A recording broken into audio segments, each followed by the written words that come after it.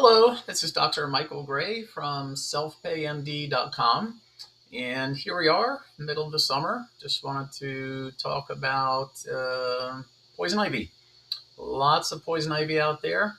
And I'm not going to bore you with all the details of how to find poison ivy or identify it, but the age-old adage is generally true. Leaves of 3, let it be. Leaves of 5, let it thrive. So maybe that'll help you steer yourself away from the plant to begin with. But should you find yourself in a situation where you got exposed, now you have this red, terrible, itchy rash, it's spreading all over the place, what are your options? Well, first thing is try and wash it off with soap and water. A common question I get is poison ivy contagious, person to person? Technically, no. It's really a contact dermatitis. Once you wash the resin of the plant off of yourself and wash your clothes that you had been wearing, generally speaking, it is not transmissible to other people or contagious in the traditional sense of the word.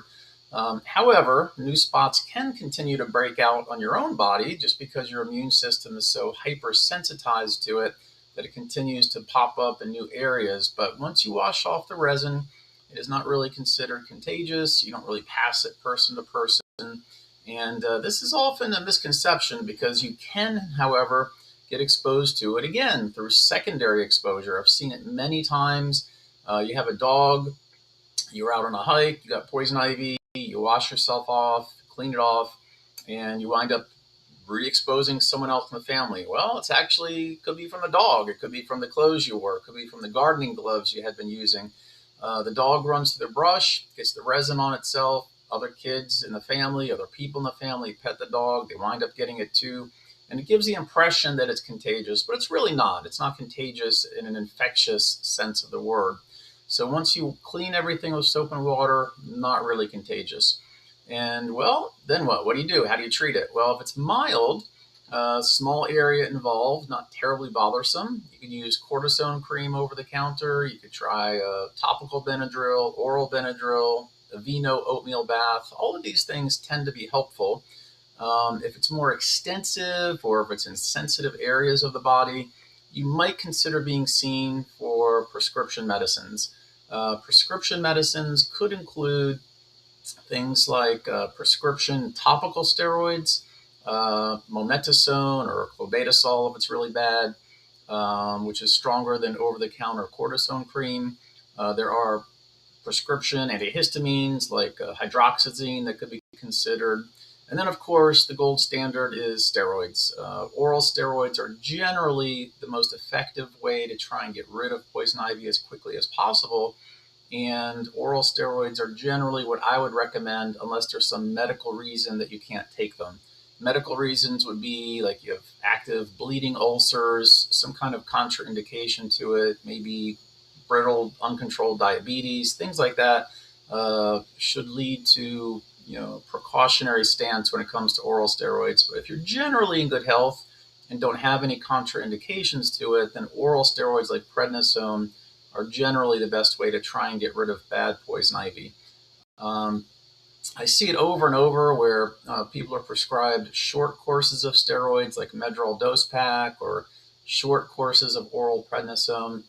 Generally speaking, not the best way to approach this because what happens is even though it suppresses the poison ivy temporarily, it tends to rebound and flare again, and you're just as miserable as you were before, if not worse.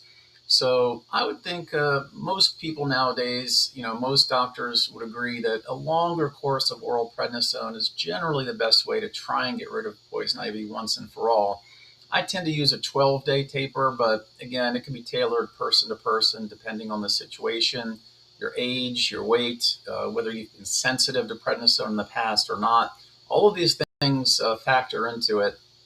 But in general, everything else being equal, a longer 12, 14-day prednisone taper plus topical Benadryl or topical cortisone or Aveeno plus oral Benadryl generally is pretty much the most aggressive stance to try and get rid of it ASAP. If you are prescribed oral prednisone, make sure and take it with food. It can really upset your stomach. And prednisone, it's a very powerful medicine. It has lots and lots of potential side effects. can make you revved up, jittery like caffeine. It can cause you to have mood changes, insomnia, intense hunger. The intense hunger is really a big one. A lot of people do experience that, and it can be really debilitating. So, long and short, everybody's chemistry is different. If you do run into severe side effects with prednisone or other steroids, make sure and tell your regular doctor, whoever prescribed it, so that they can potentially adjust it or help compensate for those side effects. And we'll leave it at that for this episode. So I hope everyone has a healthy and happy summer, and be safe out there.